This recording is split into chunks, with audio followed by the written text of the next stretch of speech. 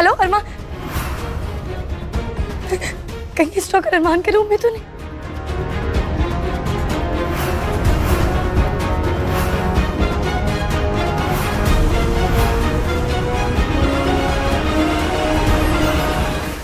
Happy birthday आसमा।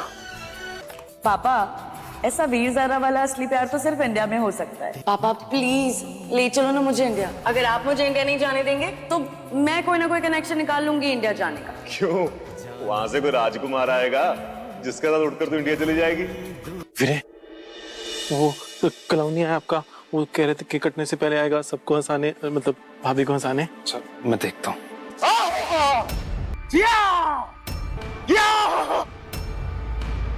और मैं जो बोल रहा हूँ वो ध्यान से सुनिए। सुनिए, मैं दिख नहीं रहा ना?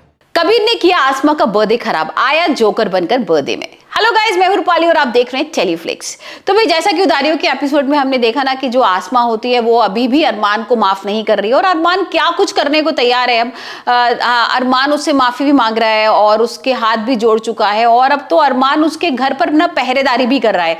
तो हम देख रहे हैं कि इस बार ना कबीर नहीं, अरमान आसमा को किडनैप कर लेता है। हमने देखा था ना कि कैसे जो कबीर है वो चाकू मार देता है अरमान के, भाग जाता है। अरमान देख नहीं पाता उसको कि कौन है और आसमा भी नहीं देख पाती, लेकिन आसमा को ना कहीं उसके लिए थोड़ा इमोशनल फील होता है क्योंकि अरमान को प्यार करती है, दिखाती नहीं है लेकिन वो उसे प्यार करती है। तो उसको भी थोड़ा गुस्सा आता है कि नहीं अब तुम ना घर वापस जाओ। और जो अरमान है वो जिद कर रहा है कि नहीं मैं तुम्हें छोड़ के नहीं जाऊंगा, तुम सेफ नहीं हो।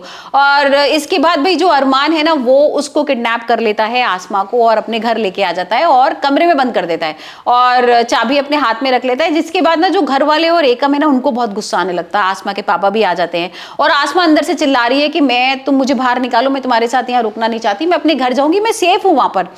तो अरमान बोलता है, चिल्लाता है कि नहीं तुम वहां सेफ नहीं हो, इतने सारे कांस्टेबल्स थे और सारे लोग थे, मैं फिर भी उन सबसे बचाकर तुम्हें लेकर आ गया, उठा के ले आया और किसी ने कुछ भी नहीं करा, तो तुम वहां सेफ नहीं हो, मैं तुम्हें यहाँ से नहीं जाने दूंगा। जिसके बाद ना घर वाले और सब गुस्सा कर रहे हैं। एकम उसको अरेस्ट की धमकी भी देता है कि आसमा तुम लिख कर दो एप्लीकेशन और मैं ना इसको अभी अरेस्ट कराता हूँ, इसकी हिम्मत कैसे होगी तुम्हें किडनैप करने की और यहाँ लेकर आने की जबरदस्ती।